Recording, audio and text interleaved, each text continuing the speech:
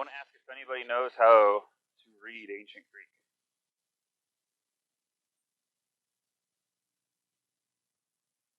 Let's see. No, wait. There we go. Anybody read that? Well, I guess we're not going to know what the word says then if we can't read ancient Greek, right? All right. I'm going to transliterate it for you.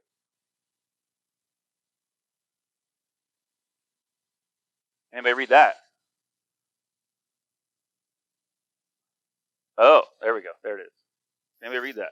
What does that say? Ekklesia. Does anybody know what that word means? Has anybody ever heard that before? Yes. What does it mean? Called out. No, that's wrong. Well, that's good then, because that means that you guys are going to learn something hopefully today. If at the very least it is, what does Ekklesia mean? So, the church, who said that? Who said that? It means the church, yes. So, we've been on a, nope, go back. And you guys are down on the signals. All right, I'll do this. All right.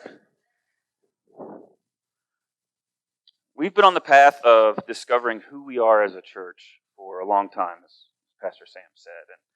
And today, we're going to be deliberating over, these are all the names that you guys have submitted to be the name of your church.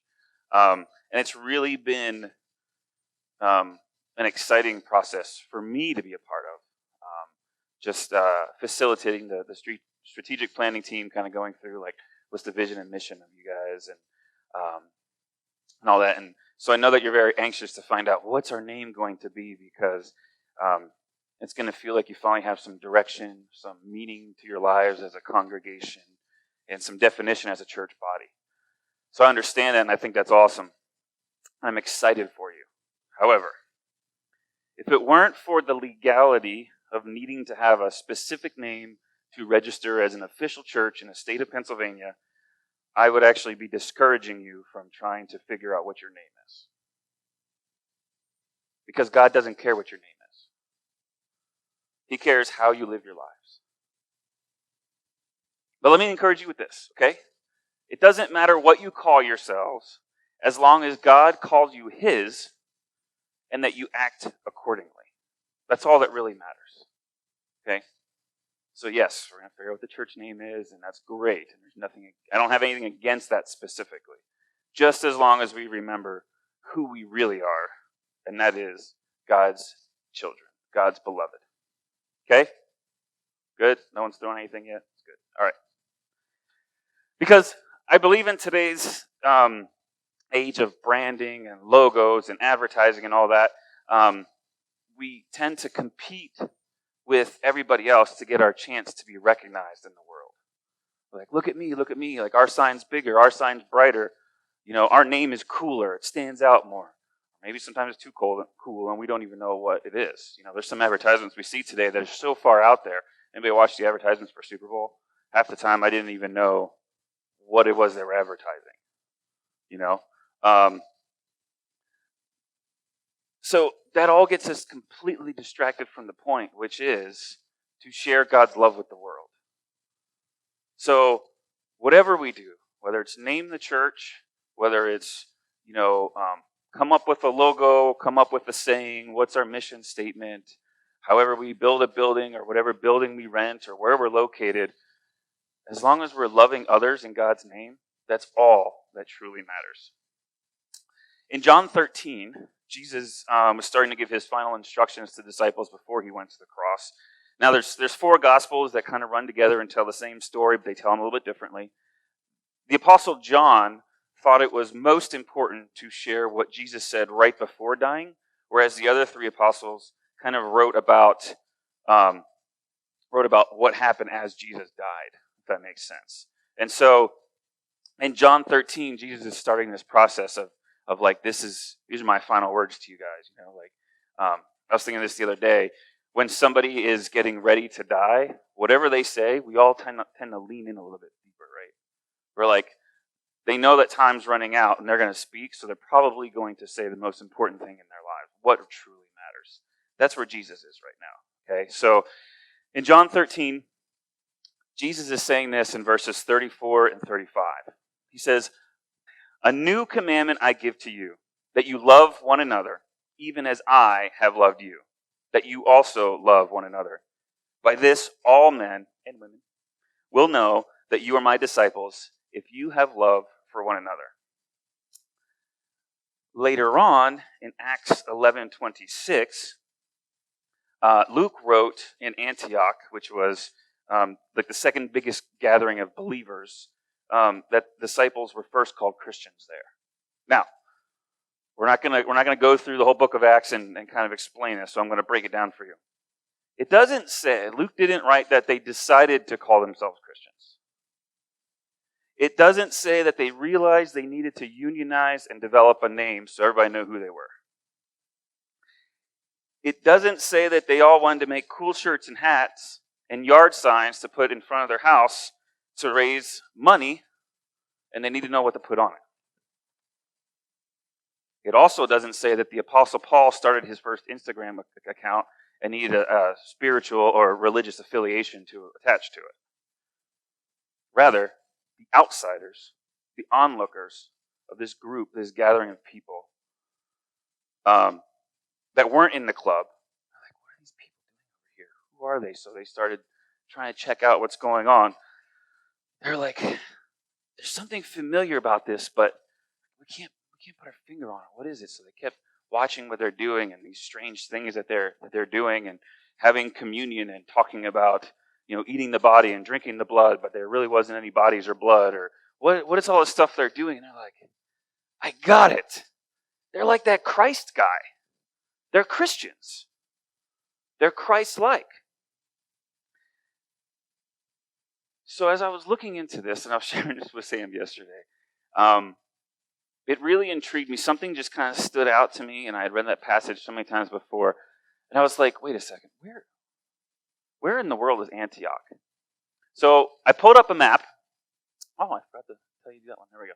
So I pulled up a map, and I got two maps right here just to kind of give you an idea. So on the left-hand side, there's kind of like that's Israel there, and all those red words, they are all the different cities that we have. It in the Bible tells us that Jesus visited. That's where he did ministry.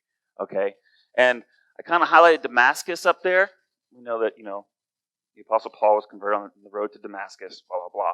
Right, that's kind of like the northern edge of like where Israel and stuff is, because Damascus is actually in Syria. So then I was like, all right, but Antioch isn't anywhere on this map. Where is Antioch? So we had to zoom out a little bit and realize that it's all the way north up there towards the top of Syria. Now maps can be deceiving. I don't know if you guys have tried to actually like measure on a map. They have a little key, like 1/16 of an inch equals 3 miles, 3.7 miles, and then you gotta all right, so that's like 3.5 of my thumbprints, and now I need a calculator, and there's a fraction, and all right, so it's a long distance. But we got Google, right? So the next map I got is I actually figured out what is the difference between Damascus and Antioch. Okay. So as the crow flies, which is straight, right, it is 187 miles. The driving route today, a paved highway, 251 miles. So even if that's the same route that they would have taken back then, it wasn't a 4-lane highway, it was, and they weren't, driving Maseratis or anything. They were on horseback or probably walking, all right? These people never saw Jesus. The people in Antioch never saw Jesus.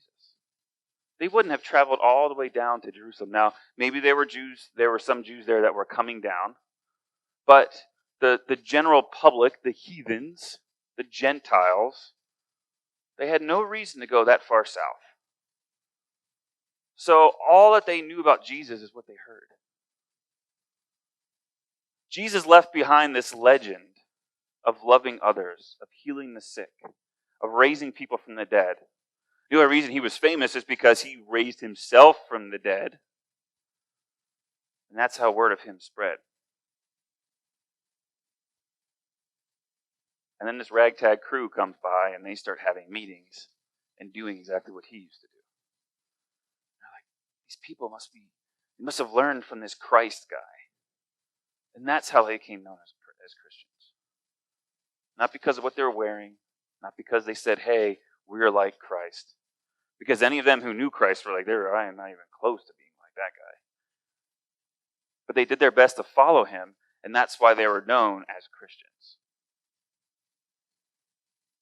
Something hit me really hard years ago, and I've shared it multiple times, and for the first time I'm having to correct myself in this. I did some more research than I had in the past. There's supposedly this quote by Mahatma Gandhi that says, I like your Christ, but I do not like your Christians. Your Christians are nothing like your Christ. And I've used that many times for myself, and I've thrown at other Christians to be like, be more like Christ. It's not really what he said. The author, E. Stanley Jones, if you've ever heard of him, you know he writes amazing things. If you haven't, get his books and start reading. He was a missionary to Asia, and he actually sat down and talked with Gandhi, who's a spiritual leader of another religion. And I'm like, if I ever sat with a spiritual leader who's like a Muslim or something like that, I don't know if I would ever ask this question. But he actually sat down and asked Gandhi, he said, if I want to bring Christianity to India, which is where Gandhi lived, how do I do that? How do I steal your people, right? Pretty much what he was asking. And what Gandhi really said was, I would suggest first that all of you Christians, missionaries and all, begin to live more like Jesus Christ.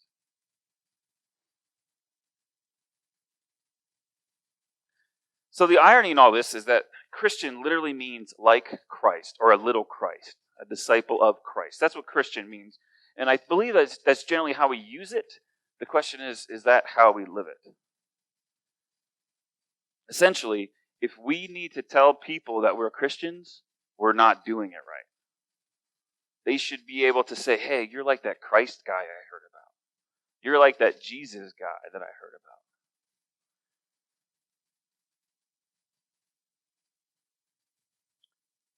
And if we do want to tell others, we need to be more like him first so that we can actually do it. Now, I say all this just to preface what we want to talk about today, and that is the Ekklesia.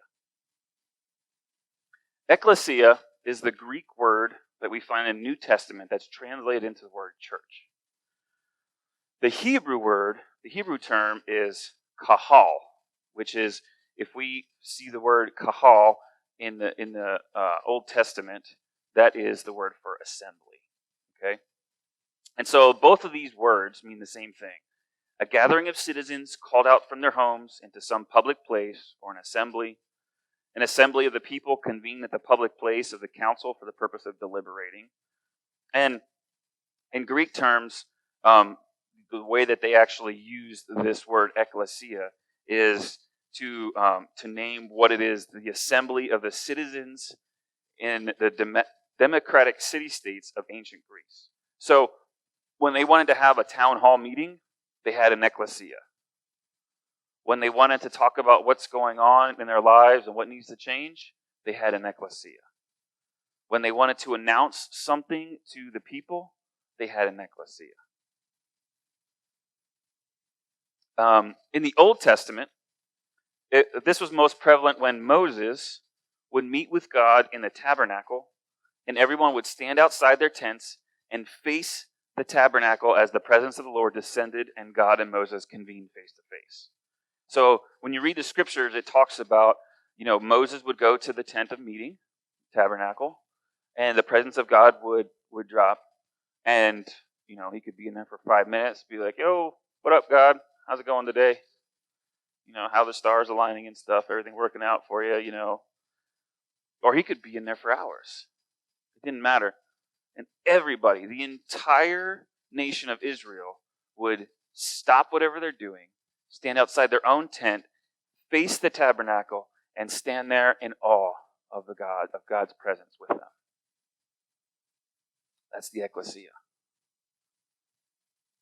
So whenever you read about the assembly in the Old Testament, think Ekklesia, think church. Okay? In the New Testament, we see this first appear in a very popular passage in Matthew 16, 15 to 18. We see that Jesus is actually in the process of kind of establishing his apostles. And he says to all of them, "Who do you say that I am?" And Simon Peter answers, "You are the Christ, the Son of the living God."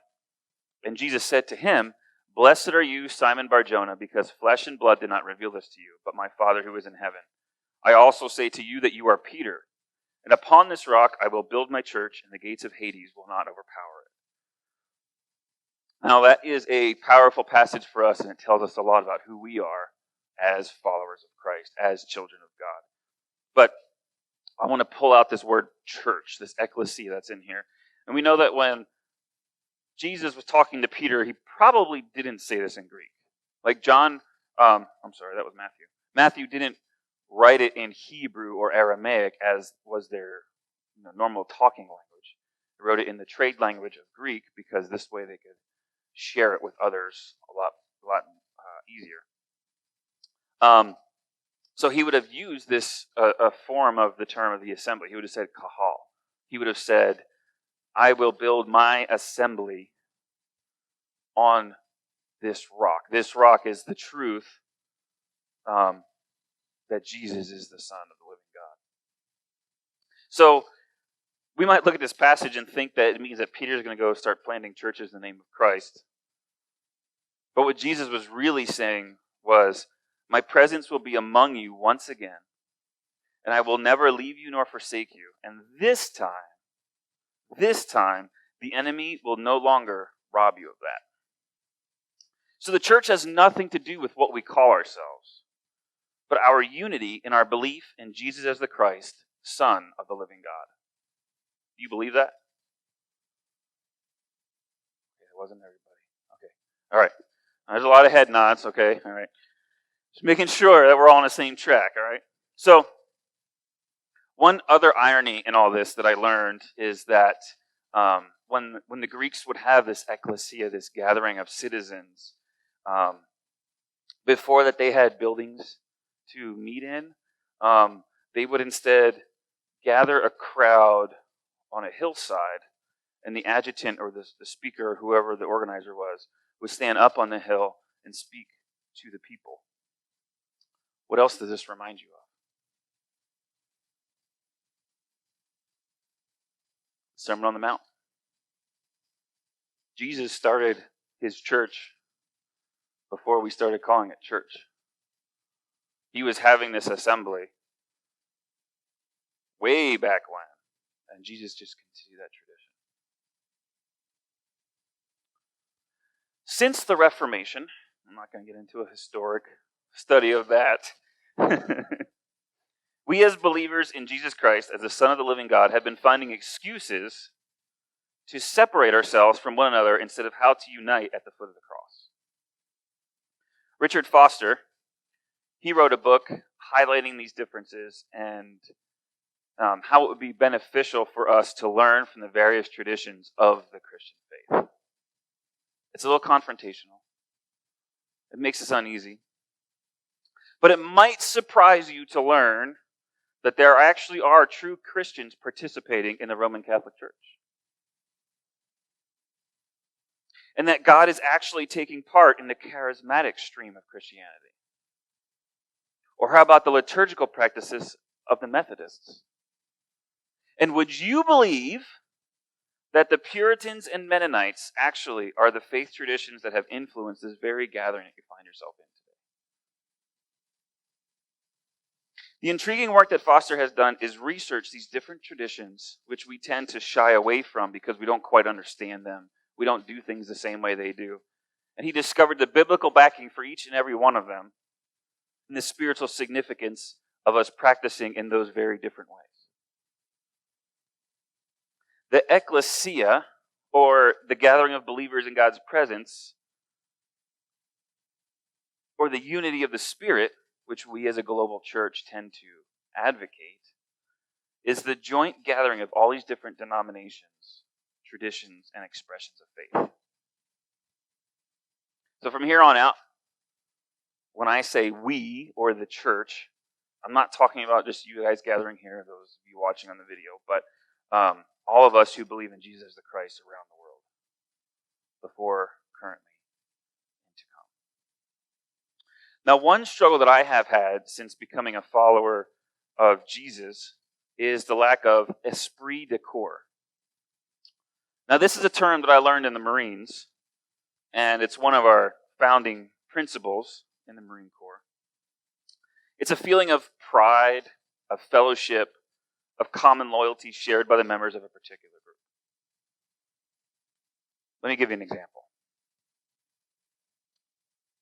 And this isn't just like a for instance. This is actually happened. So if I'm in a place and I discover that somebody else in that building, in that area, whatever, is also a Marine, we instantly have a bond.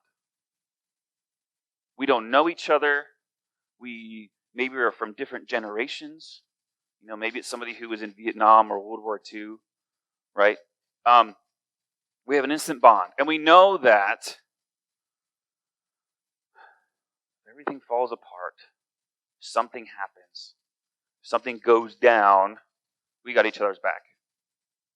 No questions asked. We don't have to talk about it. We don't have to negotiate it. There's no contract. There's like, hey man, if this happens, like you got my back. No, we already know what's going to happen. In fact, if something does go down, the first thing we're probably going to think is, where is that other buddy of mine? Where do I find them? Let's link up. And when we do, we're going to have a common language. We're going to help each other out, and we will fight to the death for one another.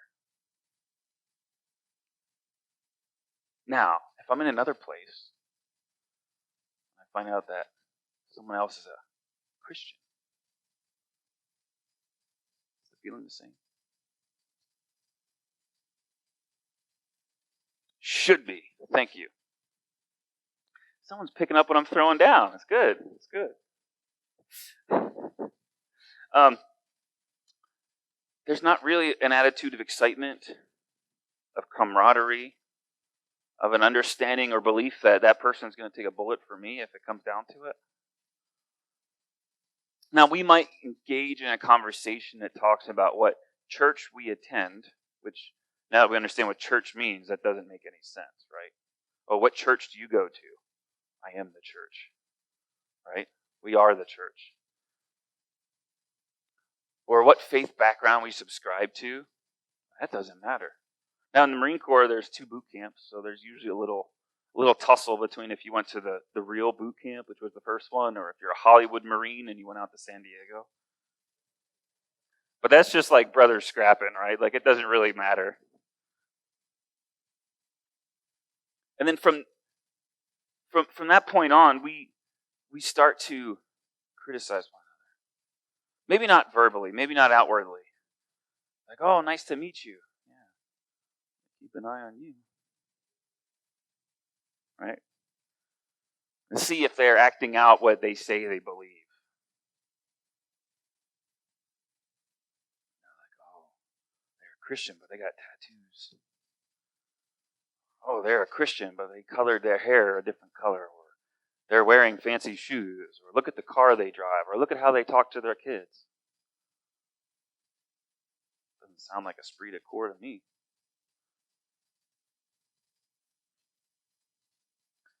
What if, instead, we could be united by the fact that God saved us both and that we worship and follow the same Lord and Savior?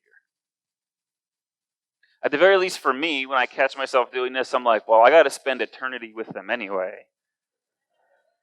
So I might as well start trying to figure out how to like them now. Right?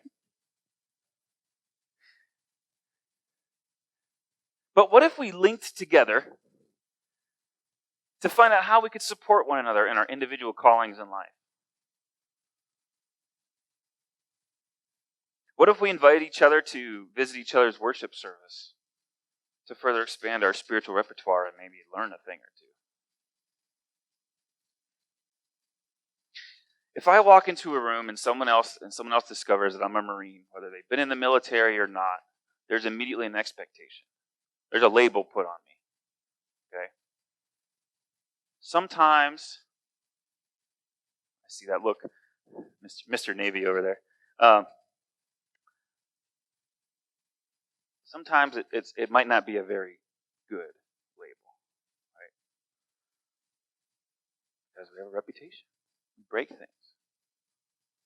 We've been taught how to hurt people. But we do it well. And that's when our nation calls on us.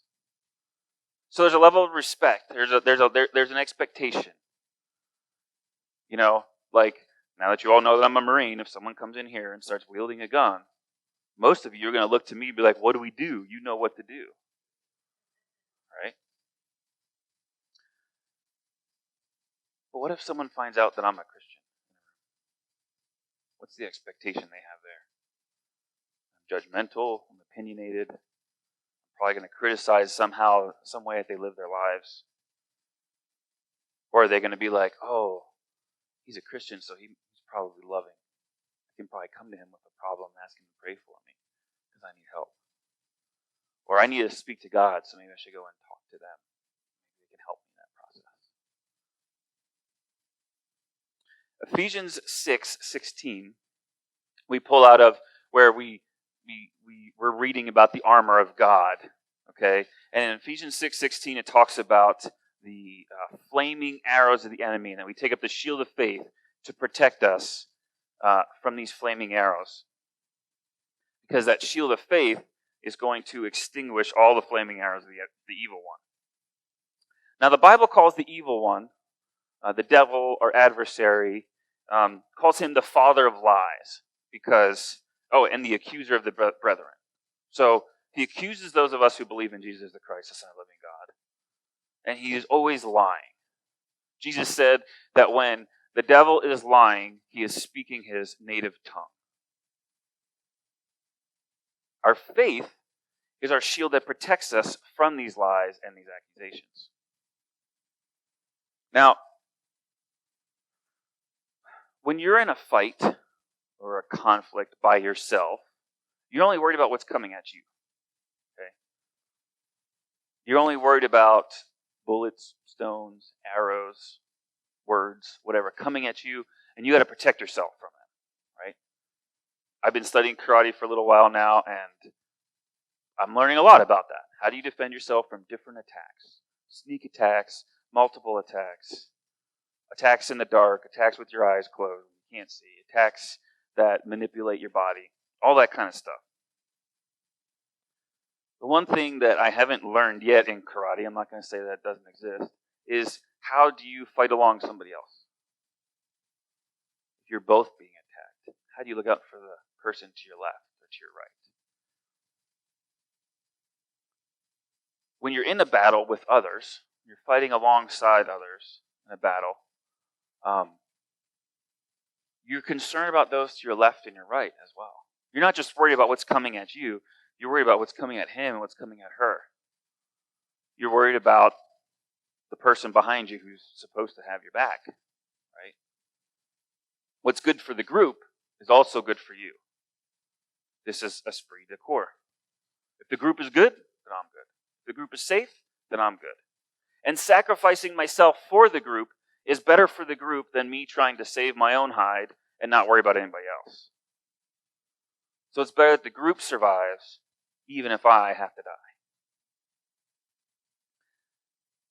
As the church, what we tend to do instead of link shields and stand against the enemy is that we deflect these arrows toward our brothers and sisters standing shoulder to shoulder with us. The enemy laughs at this because we're actually helping him accomplish his goal. And this is why Jesus said that the world will know that we are his disciples by how we love one another. But instead, we see an arrow coming at us, accusing us of something. Maybe it's something that we've already done. Maybe it's picking at our guilt. Maybe it's this arrow is coming and it's calling me a hypocrite. Now I could stand here in my identity in Christ, in my faith, and say, no, I'm not. I'm a child of the King. Or I could say, here it comes. And I throw it at somebody else. Because they're a hypocrite. So I can save my own arrows and I can just take the enemies and throw them at them. Oh, you're a liar? No, I'm not. She is. Oh, you're a thief? No, I'm not. But he is. And one by one, we help the enemy pick off our brothers and sisters. We get to stand there and say, yeah, I'm good. But I'm all by myself. And now all those arrows are coming at me. And I can't stand against them. Because I got nobody to stand to my left, to my right, to help me in my weakness.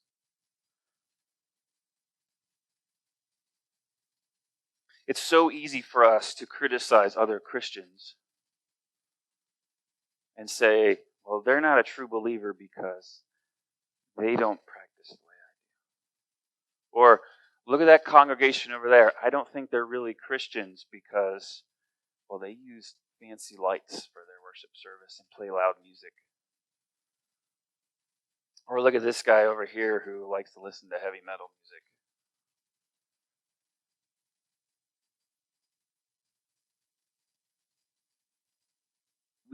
We point out all these differences of fellow believers, saying that they're not a part of our church. Funny thing is, it's really not our church to begin with. So who are we to say who belongs and who doesn't? It's God's. We are God's assembly. And God calls us to his Ekklesia to tell us this is how I want you to live. These are the ordinances that I have put in your life to protect you, to help you grow, to help you be strong together.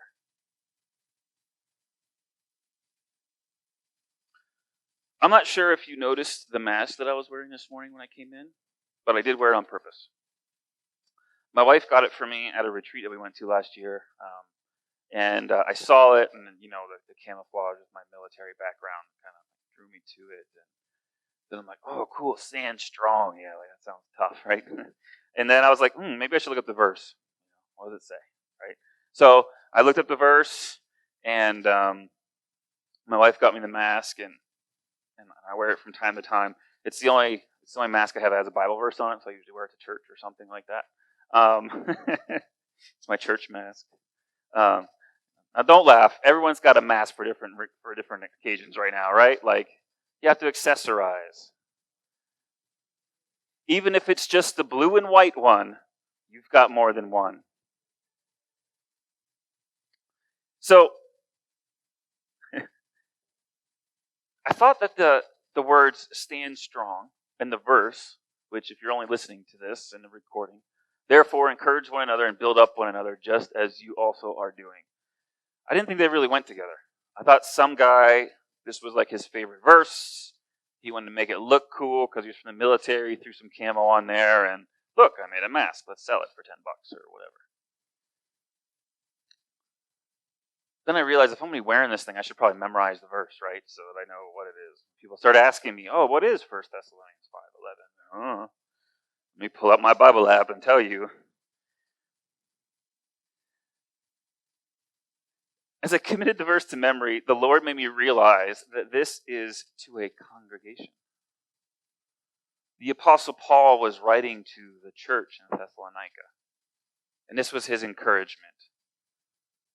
To stand strong and encourage one another and build up one another. And that's how you're able to stand strong. Just like Jesus said, love one another and then people will know who you are. The church in Thessalonica, they knew who they were because they encouraged one another and they built one another up. They were being the Ekklesia. They had Esprit de Corps. It's about being united in the Lord and being strong together instead of divided apart. So now you folks, as a small congregation, have proven your own Esprit de Corps. You've stuck together through many trials, and I know that the closer that we get to officially forming the church in the state of Pennsylvania, they all seem like victories. However, I challenge you to strive to be united with the church around the world. To not let your differences from others divide you, but rather unite you. If you see a church doing something different, don't criticize them for being different. Be like, oh, that's interesting. Let me go check that out. I've learned a lot from it. I mean, being career missionaries, we get to visit many different churches. Not just in another country, but right here in York County. There's various different kinds of churches that support us, that are involved with our ministry. And we've gone to all of them, and Jesus is in all of them. Imagine that. Don't let the father of lies make you think that you have it all figured out. Because you don't. You don't. You never will. But as somebody says, I don't have the answer to that, but I know someone who does. Jesus has it all figured out. As long as we're focused on him, that's all that matters. So don't stop congregating with other believers outside of this group that you see right here around you, to your left and to your right. When we talk about God's army, you're just a little squad, maybe a platoon as you start to grow. Amidst an entire army of believers around the world that are deployed to announce the good news of Jesus Christ. Don't lose sight of that. Forget your name and just remember that you are his.